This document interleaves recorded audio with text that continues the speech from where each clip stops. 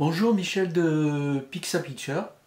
Alors aujourd'hui cette vidéo traite comment devenir photographe professionnel. Faut-il passer par une école photo ou existe-t-il d'autres moyens beaucoup plus efficaces?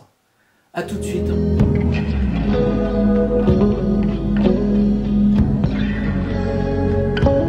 L'idée de cette vidéo vient d'un appel d'un ami qui me demandait conseil à propos d'une école photo qu'il voulait intégrer pour devenir photographe. Cela m'a rappelé mon expérience personnelle, parce que moi aussi je suis passé par une école photo, et je voulais donc voir avec vous les avantages, les inconvénients, et si tout ça m'avait servi à grand chose. Alors il faut déjà savoir qu'il existe plusieurs types d'écoles photo, au moins deux grands types. Il y a les écoles photo privées, payantes, certaines sont reconnues par l'État, d'autres non, et il y a aussi des écoles publiques, notamment la fameuse école Louis Lumière, qui a aussi une section cinéma et une section son, et qui autrefois s'appelait l'école de Vaugirard, parce qu'elle était rue de Vaugirard à Paris. Aujourd'hui, elle est à Saint-Denis. C'est cette école que j'ai faite après être monté à Paris, comme on dit, après la fac. Donc j'avais intégré cette école de Vaugirard. Alors autant vous dire que lorsque j'ai intégré cette école, ça a été la douche froide. Parce que je m'attendais à faire des photos, à voir des professionnels, à être mis dans ce milieu professionnel de la photo. Et pas du tout. En fait, quand on est arrivé, le premier jour, la réunion avec les professeurs, on nous a dit à partir de la semaine prochaine, vous venez avec une blouse blanche. Bon, déjà, ça nous a un peu surpris. Et surtout, ils nous ont dit, si vous avez des appareils 24-36, vous les oubliez parce que la photo professionnelle se fait jamais avec des appareils petit format pour eux 24-36. Donc ils oubliaient Cartier-Bresson, Sieff et compagnie, enfin bref. Donc ça a été terrible. On passait notre temps à faire des courbes de sensitométrie, de faire des tirages, voilà. Donc, et on n'avait aucun contact avec le monde professionnel, aucun contact. Dans l'équipe de ma classe, cette année-là, on était à peu près une trentaine. On était simplement 4 ou 5 vraiment désespérés de cet état d'école, de comment cela fonctionnait. Et je me souviens qu'en face de l'école, il y avait un café. Et on se remémorait un peu tous nos désirs, tous nos désillusions. Et on se disait que c'était quand même pas possible, qu'on ne pouvait pas rester comme ça et qu'il fallait faire quelque chose et essayer de contacter des professionnels. À l'époque, on était très branchés photo de mode parce que le seul magazine photo qui existait, il s'appelait Photo d'ailleurs, il s'appelle d'ailleurs toujours Photo, et les stars de ce magazine, c'était surtout Jean Loussieff qui a fait énormément de publications dans ce magazine. Pour nous, c'était un peu l'idole, c'était la référence. Et là, un jour, un de nous 5 là, a dit, vous savez, moi, je connais un gars qui tire les photos de Jean Loussieff au labo, je crois, je ne sais plus si c'était Picto ou puis, je ne sais plus lequel c'était, et il a son numéro de téléphone. Alors moi, je lui ai dit, ben, dans ce cas-là, on n'a qu'à l'appeler. Et tout le monde m'a rayonné en disant, attends, tu ne vas pas appeler Jean Loussieff, ça ne va pas marcher, tu ne tomberas jamais sur lui, et puis si tu tombes sur lui, il va te rire au nez. Alors qu'est-ce que j'ai fait? Je me suis levé et en face, dans la rue, là, il y avait une cabine téléphonique. Donc j'ai traversé la rue, comme disait Macron au jeune mec, là. Enfin, je ne veux pas faire la comparaison. J'ai traversé la rue, je suis allé à la cabine et j'ai fait le numéro de Jean Loussieff. Il était 4 ou 5 heures de l'après-midi, ça décroche, et c'était lui. Alors là, je suis resté sans voix, mais bon, à un moment, je me suis mis et je lui ai dit, voilà, on est des élèves de l'école de Vaugirard, on adore la photo, nous, dans cette école, on fait rien, les professeurs sont aigris, vieux, on est complètement perdus, on aimerait vous rencontrer, est-ce que ça serait possible de vous rencontrer? Et il me dit, vous faites quoi là? Alors je dis, bah, rien de spécial. Il me dit, bah, écoutez, venez. Donc je sors de la cabine téléphonique, je vais voir mes copains, je leur dis, attendez, Sief, il m'a donné un rendez-vous, on peut y aller. Alors évidemment, les autres, ils m'ont pas cru ou moyennement cru. Et puis ils avaient des trucs à faire et tout. Et j'y suis allé tout seul. Et c'est là qu'a commencé un peu mon aventure professionnelle. Cette école photo, c'était une véritable catastrophe. Aucun contact avec le monde professionnel, on n'apprenait pas la photo, les professeurs connaissaient à peine les grands photographes de Magnum et même tous les autres grands photographes. On se posait la question, est-ce que vraiment ça servait à quelque chose? Alors l'école Vaugirard, qui est maintenant l'école Louis Lumière, a beaucoup changé, évidemment, c'est plus du tout pareil. Là, on ne peut pas dire que ce soit la même école. Toujours est-il que cette école, dans laquelle on rentre par concours, après le bac, peut apporter quand même présente quand même certains intérêts. Ne serait-ce que déjà, quand on est dans cette école, on a un statut d'étudiant. Au moins, on fait des photos, on apprend un peu la technique, même si c'est pas... Mais surtout, ce qu'il faut, c'est se dire que c'est qu'un passage et que de toute façon, le diplôme qu'on va obtenir au bout de 3 ans ne nous servira pas à grand-chose. J'aurais même tendance à dire, vous servira à rien. Enfin ça, c'est moi qui le dis. Alors ça, c'est une école, l'avantage c'est qu'elle est gratuite. Enfin, il y a un frais d'inscription, mais c'est minime. Vous avez le statut d'étudiant, vous rencontrez quand même des gens, même si il y a des stages qui sont proposés, mais en fait, c'est pas top. Et puis, c'est des stages. Reste l'école que mon copain voulait intégrer, qui est une école privée. Alors, je ne vais pas faire de la pub à cette école, mais je voudrais quand même vous mettre en garde. Cette école est soi-disant reconnue par l'État, qui a un site web extraordinaire, très beau, on voit des super photos, etc. etc. Elle propose un cursus de 3 ans, comme d'ailleurs l'école Louis Lumière. Seulement, il y a quand même un gros changement, c'est que c'est payant. Et le prix à l'année, c'est 8 000 €. Donc 8 x 3, 24, plus 300 € d'inscription chaque année, plus 9 000 €, 900 €, pardon, on arrive quand même à presque 30 000 € pour avoir un diplôme qui finalement servira strictement à rien. Enfin, en tout cas, si on veut devenir photographe professionnel. Alors, ce que je voudrais vous dire, c'est que une école photo, peut-être, mais en tout cas, pas des écoles privées payantes. Ça ne sert à rien de dépenser son argent, surtout qu'avec 30 000 €, vous pouvez suivre des formations sur YouTube, vous pouvez en faire et en refaire.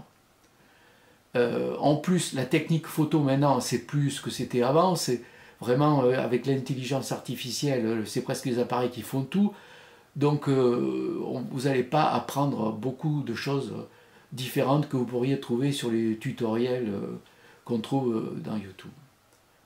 Alors comment on fait si les écoles, c'est pas la solution pour devenir photographe professionnel?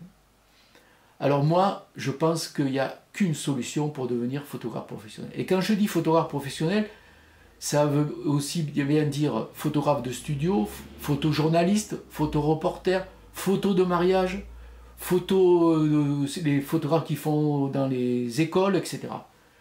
Le seul moyen d'y arriver, c'est d'être assistant photo. Assistant photo dans n'importe quelle branche, à partir du moment où c'est avec des photographes professionnels qui travaillent. Parce qu'il faut savoir que le monde de la photo, comme beaucoup de monde artistique, comme le cinéma par exemple, c'est un monde très fermé. Il faut appartenir presque, je dirais, à un clan. C'est pas un clan, mais si on n'a pas un réseau, si on n'est pas coopté, on n'arrivera jamais à travailler. Si par exemple, vous voulez travailler, faire des photos d'illustration ou des publi-reportages et que vous voulez travailler pour Géo, si vous pointez chez Géo avec votre diplôme que vous avez eu à Louis Lumière ou ailleurs, ils vont vous rire au nez. En plus, de toute façon, même si vous arrivez avec des photos super reportages, la première chose qui va se passer, c'est que vous n'arriverez pas à rentrer en contact avec la personne qui est décide. Au mieux, vous aurez un rendez-vous avec une stagiaire ou l'assistante du service photo, mais ça mènera à rien. Votre sujet, vos photos, le rédacteur en chef et le chef du service photo, il a grande chance qu'il ne verra jamais vos photos. Alors comment faire pour atteindre les décideurs? Si vous optez pour l'assistanat photo, alors je vous conseille d'aller surtout vers les photographes de mode parce qu'ils ont beaucoup besoin d'assistants, parce que souvent quand ils partent en reportage, il y a une grande équipe, un peu comme au cinéma. En plus, souvent, ils font des photos à la fois à l'extérieur et en studio, donc vous pouvez apprendre beaucoup de choses avec eux. Si vous êtes assistant photo et que vous faites ça de façon, je dirais, presque professionnelle, petit à petit, on va vous remarquer. Vous allez commencer à connaître les uns et les autres. Vous risquez de voir aussi peut-être le rédacteur en chef qui passe voir le photographe, etc., etc. En plus, ce qu'il faut que vous fassiez, c'est que vous soyez au courant de tout ce qui se passe, que vous alliez voir les expos, que vous alliez à Arles, que vous alliez au festival de la photo professionnelle à Perpignan par exemple. Et là, il y a énormément de monde, là vous allez pouvoir rencontrer tout le monde. Et il est beaucoup plus facile de rencontrer le chef du service photo de Géo, par exemple, je parle beaucoup de Géo parce que j'ai travaillé avec eux, autour d'un café à Perpignan qu'à Paris, où il est enfermé dans le bureau et que pour le contacter, il faut passer par la secrétaire, la sous-secrétaire, etc., etc. Mais ce qu'il faut faire surtout, c'est que si on décide d'être assistant photo, il faut faire attention, là aussi il y a des pièges. Assistant photo, ça ne veut pas dire larbin, ça ne veut pas dire esclave, ça ne veut pas dire que vous allez travailler gratuit. Si on vous propose un poste d'assistant photo et qu'on ne vous paye pas, c'est que là il y a un loup et de toute façon il faut abandonner. Alors je vais finir cette vidéo en vous racontant une anecdote qui m'est arrivée et qui résume un peu la situation. Je travaillais avec un photographe qui s'appelait Jean-Jacques Bugat. C'était un peu une mini-star à l'époque, il travaillait pour Elle, Vogue, Marie-Claire, etc. Et c'était un gars qui se la jouait un peu à la Antonioni, avec Blow Up d'Antonioni. Il s'était acheté une Rolls qui était bleu clair, enfin bref, il était un peu frimeur, mais il avait aussi du talent et donc il travaillait beaucoup. Et on devait faire les collections. Alors en général, ce qui s'est passé, c'est que quand il y avait les collections, les photographes attendaient le soir pour récupérer les robes ou les habits des grands couturiers, et les photos se faisaient souvent la nuit, et il fallait attendre longtemps parce que les habits passaient d'un photographe à un studio à un autre, etc. etc. D'ailleurs, entre parenthèses, le métier de photographe, c'est un métier où on attend tout le temps. Le beau temps, les clients, enfin bref. Revenons à notre histoire. Donc le Jean-Jacques Bugat, il vient là au studio où on devait travailler, et puis il arrive avec sa Rolls, il se garde devant le truc pour bien montrer qu'il avait une belle bagnole. Il était accompagné d'une nana qui devait être sa secrétaire ou qui devait être son attaché de presse, je ne sais pas, et de deux jeunes mecs qui étaient soi-disant ses assistants. J'aurais tendance à dire c'est larbin, on le verra après. Donc il arrive et puis il me dit bon ben voilà, tu sais là, moi j'ai envie de faire un truc extraordinaire cette fois parce que là je travaille pour Vogue, alors c'est vraiment super, et alors j'ai envie de faire des photos comme Avdon. Il me dit tu connais Avdon? Alors évidemment il pensait que je ne connaissais pas Avdon. Il me dit voilà, ce que je veux faire c'était des photos de filles qui vont sauter avec beaucoup de mouvements et tout ça. Donc je pense que si on fait des photos avec les fonds qui en ce moment, même les plus grands largeurs, je vais avoir des problèmes, le risque de sortir du cadre et tout. Est-ce que tu pourrais pas prendre deux fonds de papier et puis les assembler comme ça, bord contre bord, pour faire un très grand fond très large. Donc il faut le faire mettre bord à bord avec du double face et tout ça. Donc moi, d'accord, c'était mon boulot, je dis ok, je vais le faire. Et il me dit, tu as les deux assistants là, les deux jeunes, ils t'aideront. Donc on passe l'après-midi à dérouler les fonds, les deux fonds, aller bien les positionner, faire du double face pour pas que ça fripe, que ça soit, bon, qu'il y ait on trouve une très grande barre en fer et tout ça, et on re-enroule tout ça, c'était nickel. Voilà Jean-Jacques Bugat qui arrive le soir. Alors là, il y avait tout le monde. Il y avait la rédactrice en chef, les mannequins, les coiffeurs, enfin bon, c'était... donc il arrive, la star arrive, le roi arrive, on peut dire, avec ses deux assistants derrière, qui portaient ses valises, lui, parce qu'il ne les portait pas, il devait être fatigué. Il rentre dans le studio, et puis il commence et il me dit oh là là, t'as les mêmes chaussures que moi. Ça, c'est pas possible, il faut que tu les quittes, hein, parce que moi, on ne peut pas travailler comme ça, avec deux mecs qui ont les mêmes chaussures. Je dis, attends, tu m'excuseras, mais j'ai pas envie de travailler pieds nus, donc tant pis. Il me dit, oh, mais c'est pas grave. Il va chercher une bombe, les bombes là, pour conserver argent ou or, pour des fois qu'on mettait sur les fonds. Avec la bombe, il se passe ses pompes à la bombe. Donc, en plus sur le parquet, comme en plus c'était un studio qui était noir, il y avait un studio, là où on était, il y avait un studio noir et un studio blanc. Tout était peint en noir, le parquet était nickel en noir, donc là du coup le parquet était bousillé, mais enfin bon, tout le monde rigolait, tout le monde goussait, il était content de son effet, et puis donc il se la jouait à blow-up là. Et puis il regarde, j'ai dit, tu vois, ça y est, on a fait le fond, tout est nickel, impeccable et tout, il n'y a pas de plis, c'est impeccable. Il me dit, oh mais tu sais, j'y réfléchis, tout compte fait, là je t'avais dit fond blanc, mais ça va être tristouille, je sais pas, il faut que tu refasses, mais tu le refais en gris. Voilà, alors, il était 7 ou 8 heures du soir, et puis voilà, on devait commencer à shooter sur les coups de 9-10 heures. Alors là, j'ai rien dit, je suis allé à l'endroit où il y avait tous les accessoires, les ciseaux, les trucs comme ça et tout. J'ai pris des ciseaux, une paire de ciseaux, et j'ai pris le Scott double face. Je suis arrivé, je lui ai tendu, je lui ai dit, tu vois, ça s'appelle un ciseau, des ciseaux, ça c'est du double face, donc les deux fonds, ils sont là, tu vois, ils sont là. Tu les prends, tu les mets bout à bout, tu te le fais, moi je le fais pas. Tu m'as demandé de faire fond blanc, moi je fais fond blanc. Alors là, il y a eu un calme plat, il y a eu d'un coup un malaise, tout le monde s'est arrêté. J'avais osé contredire le roi de la photo. Et alors là, qu'est-ce qui s'est passé? Il s'est marré, et il a dit, ouais, tu as raison, de toute façon, les deux, là, parler de ses assistants, ils vont le faire, on te fait pas chier. Qu'est-ce que tu fais là? Tiens, moi j'ai faim, tu viens, on va manger tous les deux. Il m'embarque au resto, il y avait un petit resto dans la rue, tout ça.